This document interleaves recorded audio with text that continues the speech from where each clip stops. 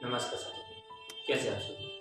जैसा कि आज का टॉपिक है द आर्ट ऑफ लेटिंग गो, चिंताओं को अलविदा कैसे करें। जैसे हमारे जीवन में, हमारे भी और आपके भी जीवन में कई चिंताएं होती हैं, कई समस्याएं होती हैं जिनसे हम छूट नहीं पाते, जिनके पीछे हम भागते भी रहते हैं और उन समस्याओं से कभी कभी अपने आप को भी खत्म कर लेते हैं। ऐसी समस्या होती है हमारे जीवन में बहुत सी समस्या होती हैं जो अभी तक के रिकॉर्ड में, अभी तक के जैसे कि जानकारी जैसे कि मुझे प्राप्त है कि कई बड़े से बड़े ऑफिसर्स, कई बड़े से बड़े लोग जिनके पास ना किसी की कमी ना किसी की कुछ भी, फिर भी वो अपने जीवन को खत्म कर देते हैं तनाव में। वो अपनी जो चिंताएं उनको अलविदा नहीं कर पाते, लेटिंग को नहीं कर पाते। जैसे दो वर्ड हैं, एक है गिव अप और एक है लेटिंग गो। गिव अप छोड़ देना। जैसे कि मैंने कोई भी कंपटीशन की तैयारी की और मुझसे नहीं हुआ, मैंने बार बार प्रयास किया और मैंने उसको छोड़ दिया, मैंने गिव अप ही कर दिया, मुझे अब सरकारी नौकरी की तैयारी करनी है। और एक होता है लेटिंग गो, जैसे कि मैं एक लड़की के पीछे फॉर एग्जाम्पल जैसे किसी एक लड़की के पीछे भागा, लड़की को चाहता रहा, लेकिन मैंने उसको पसंद किया, लेकिन उसने मुझे पसंद नहीं किया, तो मैंने उससे क्या, लेटिंग गो, भाड़ में जाओ या रहने दो, कोई जरूरत नहीं है ऐसी, छोड़ दिया, किसी उससे नाता ऐसे छोड़ देना। यही दो शब्द होते हैं। लेटिंग गो आपने गिव अप के बारे में जाना है, लेकिन लेटिंग गो अपनी चिंताओं को अलविदा कैसे करें।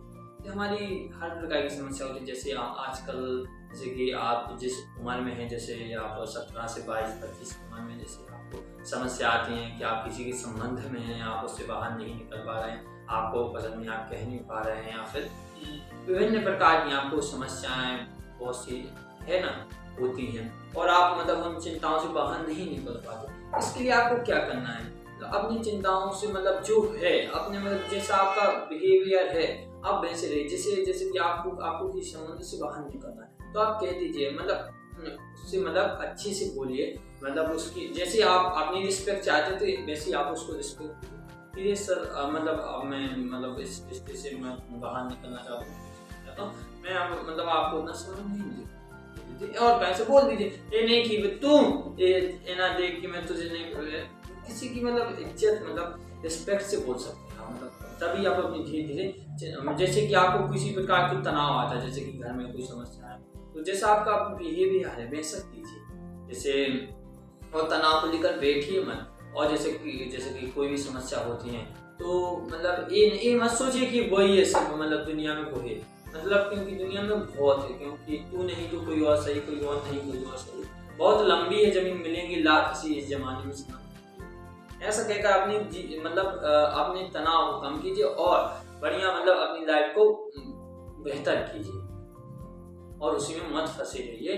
पास्ट को छोड़िए, अपने फ्यूचर को और प्रेजेंट को अच्छा करने में लगाइए और तनाव मत लीजिए, और जो होता है अच्छे के लिए होता है। और इस प्रकार के छोटे छोटे संबंध में ना फंसे रहिए, उसी को हमेशा याद ना करते रहिए, अपने जीवन को आगे ले जाइए, बढ़ाइए।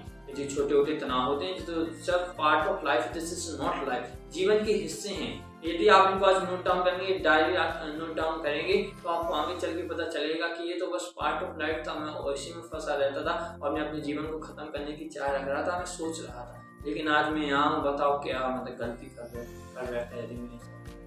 This is part of life, nothing of life.